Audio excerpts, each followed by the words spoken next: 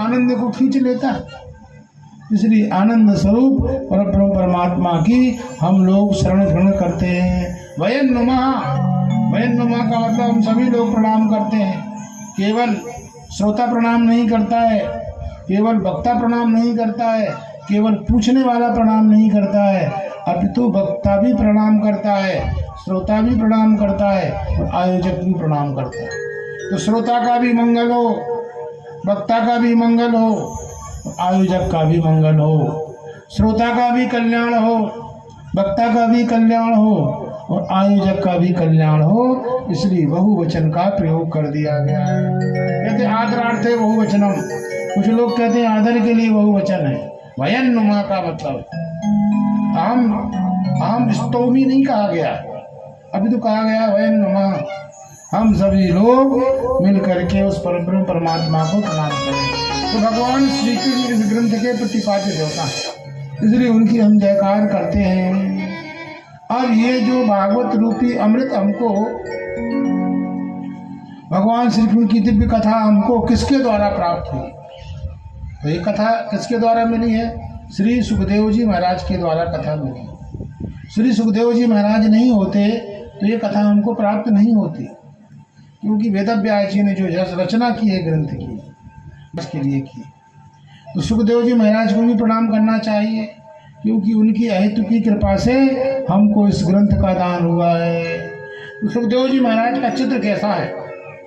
कहा सुखदेव जी महाराज अपनी माता के उदर में 16 वर्ष निवास करते रहे।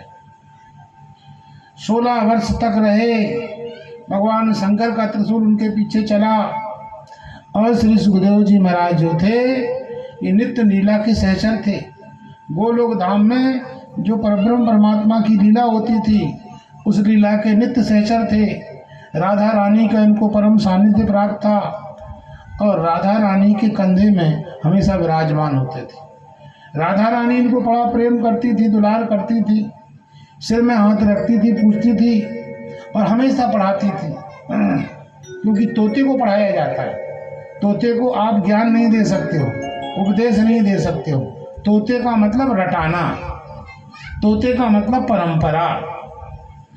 तोते ने यदि बोल दिया तो जिसके पास तोता रह रहा है उसकी बात मानी जाती है, एकदम फैक्ट मानी जाती है। यदि तोता राम राम कह रहा है तो समझ लीजिए सज्जन का तोता है, और कहा मारो काटो काटो मारो तो समझ लो दुष्ट का तोता। तो तोता जो है जिसके यहाँ रहता उस आश्रय की बात करता है। तो नित्य सहचर थे किसके? देखी जाती है उसको कैसे प्रस्तुत किया जाता है, ये इससे अनभिज्ञ थे। और कोई चीज जो प्रस्तुत की जाती है उसको कैसे अभिनीत किया जाता है, ये अलग कला। अभिनय करके दिखाना। तो इन्होंने उस लीला का दर्शन तो किया था पर लीला का श्रवण नहीं किया था। तो महाराज समझ ली वहां से विगलित हुए और विगलित होकर के मृत्यु लोक में आ गए। भगवान शंकर जो थे पराम्बा भगवती पार्वती जी को अमर कथा सुना रहे और उस अमर कथा को सुना रहे थे। और पार्वती जी हुंकार भर रही थी, शिव जी उनको कथा सुना रहे थे। कथा सुनी होगी आप लोगों ने। इसी बीच में क्या है कि उनको भाव समाधि आ गई, सो गई वो। तो बहुत सारी कथा इन्होंने सुन ली थी। अब कथा इनको याद आई, क्योंकि कथा इन्होंने देखी थी, लीला इन्होंने सुनी भगवान शिव के मुख से, पर लीला का दर्शन पहले ही कर लिया था। तो जो चीज़ देखी जाती है यदि कोई सुना उसको तो बड़ी अच्छी लगती है, भाई ये तो हमको पता है, हमने देखी है, बिल्कुल सच घटना है। तो अब वो सुनने लगे। अब सुनते सुनते क्या भाव समाधि लग गई, और भाव समाधि लगी तो अब हुंकार देने का कष्ट आ गया। अब उन्होंने सोचा कि हुंकार नहीं देंगे तो कथा का विराम हो जाएगा, क्योंकि कथा में दीक्षा का महत्व, बगैर दीक्षा लिए कथा श्रवण करने का दोष माना गया।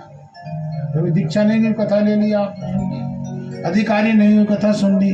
तो फिर वहाँ विद्वानों ने विचार किया, दीक्षा का मतलब है वक्ता के सामने उपस्थित रहना, वक्ता की नज़र में रहना चाहिए। आपको वक्ता का दर्शन होना चाहिए और वक्ता को आपका दर्शन होना चाहिए और कथा श्रवण करना चाहिए, वो पवित्र मानी जाती। इस दृष्टि से जो समाप्त हुई तो भगवान शंकर ने माता पार्वती जी की ओर देखा और इनकी समाधि लगी थी, भाव समाधि। तो बड़ा आश्चर्य हुआ उनको, क्योंकि आदमी सोता है और गहरी नींद में सोता तो अलग सोता है, और सोने का बहाना करके सोता है तो पकड़ में आ जाता है। तो उन्होंने अच्छी तरह से परखा, इसको वास्तव में भाव समाधि लगी है, ये सोने का बहाना नहीं कर रही। तो मन में बात आई कि हुंकार फिर कहाँ से आई, यदि हुंकार जहाँ से आई है तो व्यक्ति अधिकृत नहीं है, क्योंकि पहले ही अभिमंत्रित करके त्रिशूल छोड़ा गया था, जीवों को हटाया गया था, और केवल एक कोई अधिकारी हमने बनाया था, वही अधिकारी था। स्रोत सुनने का अधिकारी केवल पार्वती थी, और ये दूसरा अधिकारी कैसे आ गया हमारी बिगड़ जाने ये कथा सुन रहा है, तो ये तो चोरी है, ये तो अपराध है। ऐसा करके भगवान शंकर ने अभिमंत्रित त्रिशूल छोड़ दिया। अब त्रिशूल लगा सुखदेव जी के पीछे, सुखदेव जी भागे, पूरे संसार में कोई रक्षा करने वाला नहीं, शिव विरोध ध्रुव मरण है हमारा। शंकर जी से कौन विरोध लेगा, जो रक्षा की आश्रय देगा वो शंकर जी का विरोधी हो जाएगा, और शंकर जी का विरोधी हो जाएगा तो शिव विरोध ध्रुव मरण है हमारा। तो क्या किया जाए, खोजते खोजते कोई आश्रय नहीं मिला, तो कहते हैं वेद व्यास जी की पत्नी प्रातःकाल कमाई ले रही थी, वहीं घुस गए। ये जानते हुए गर्भवास तो बड़ा कष्ट है, पर इस समस्या से मुक्त हो जाएंगे। अब वहाँ वेद ध्वनि आने लगी, वेद का पाठ होता था, भागवत का पाठ होता था। वेद व्यास जी ने कहा, कौन हो भाई तुम, बाहर आओ, मेरी पत्नी को क्यों पीड़ित कर रहे हो।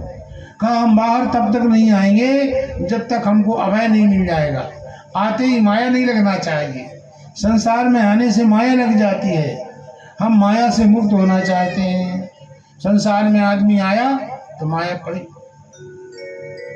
माया पीछे लग जाती। जैसे भूमि में पानी आने से अशुद्ध हो जाता है, उसमें मृतिका मिल जाती है, वैसे ही जीवात्मा शुद्ध रहता है, शुद्ध बुद्ध मुक्त स्वरूप होता है, और जैसे ही संसार में आता है, आते ही कोई ना कोई माँ बन जाती है। माँ बनी और माया शुरू, बाप बन गया कोई ना कोई माया शुरू।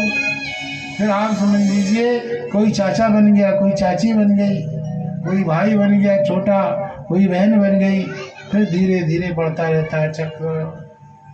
तो हम संसार में नहीं आना चाहते हैं। गर्भवास में चूंकि कष्ट है, पर संसार से कम कष्ट है, यहाँ आनंद है, कम से कम माया तो व्याप्त नहीं है। कहते हैं अंदर माया का पावर नहीं चलता है, तो जीव अपने मूल स्वरूप को याद रखता है, और जैसी माया बाहर जीव आया था बाहर, माया उसको सब भुला देती है।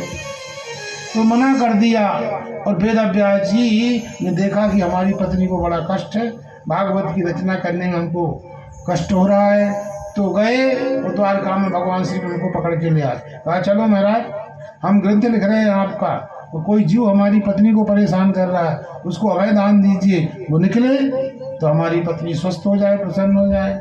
भगवान श्री कृष्ण आए, तथास्तु, तुम आ जाओ, तुमको माया नहीं व्यापेगी। ऐसा भगवान ने अभय दे दिया। भगवान ने अभय दिया, अभय का मतलब है फिर रुकना कहाँ है, किसी को बाप माने, किसको माँ माने, बाप कहने से मना कर दिया। किन्होंने, सुखदेव जी महाराज ने। पिताजी ने कहा कि भाई ऐसा है कि संन्यास अभी नहीं ले सकते हो, तुम क्यों नहीं ले सकते हो। संन्यास का नियम है, आश्रमात आश्रम गच्छति, ऐसे धर्म सनातन, आश्रम से आश्रम की ओर जाना चाहिए। तो कहा जिसमें विकार नहीं है उसमें संस्कार की क्या जरूरत है।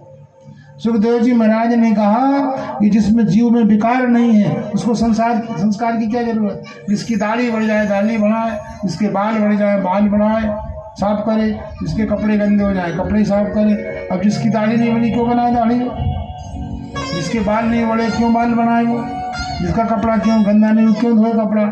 इसलिए पिताजी आप चिंता मत कीजिए, हमको न गुरु की पाठशाला में जाना है न जनेऊ धारण करना। उन्होंने कहा यम प्रव्रजंत मनुपेत मपेत कृत्यम अपेत कृत्यम, कोई कृत्य की जरूरत नहीं हमको। व्रजंतम का मतलब है अच्छी तरह से गए, फिर लौट के नहीं आने वाले हैं। द्वैपायनो विरह का तरह आजुभाव।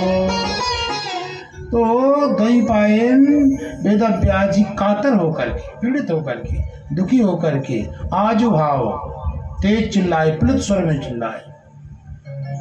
पुत्रेति तन्मय तया तर्वो विनय दुहु। हे पुत्र, हे पुत्र, हे पुत्र। तो सुखदेव जी ने कोई प्रत्युत्तर नहीं दिया। उनकी ओर से वृक्षों ने कहा, वृक्षों ने भी कहा, हे पुत्र, हे पुत्र, हे पुत्र। आप जंगल में जाओगे और राम राम कहोगे, वहां से आवाज लौटेगी राम राम राम। आप एक बार कहो, कई बार लौटेगी। बंद कमरे में आप राम राम कहो, कई बार लौटेगा। कुआं में जाकर के राम राम बोलो, तो आवाज लौट के आपके पास आएगी। इसको प्रतिध्वनि बोलते हैं, इसको प्रतिरणन बोलते हैं। जंगल में जब उन्होंने कहा हे पुत्र, हे पुत्र, तो वहां से भी आवाज आई, हे पुत्र, हे पुत्र, हे पुत्र। तो वृक्षों ने उत्तर दिया, वृक्षान उत्तरम ददुः। कहा, तुम वेदव्यास कौन किसका पुत्र? इस संसार में पुत्र और बाप मानना उपाधि माना जाता है, और उपाधि से जीव में विरोधाभास उत्पन्न हो जाता है। इसलिए जीव को कहा जाता है अनेज देकम मनसो जबियो, अनेज देकम मनसो जबियो।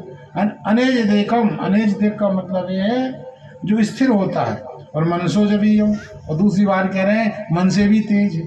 जो स्थिर होगा वो मन से तेज क्यों हो जाएगा? तो मन से स्थिर निरुपाधिक है, जो स्थिर है वो निरुपाधिक है, और जिसमें उपाय तो वो मन से भी तेज है। तो कहने का अभिप्राय, ये पुत्र बाप का संबंध है, ये संबंधी संबंधियों का संबंध, ये संसार का नियम है।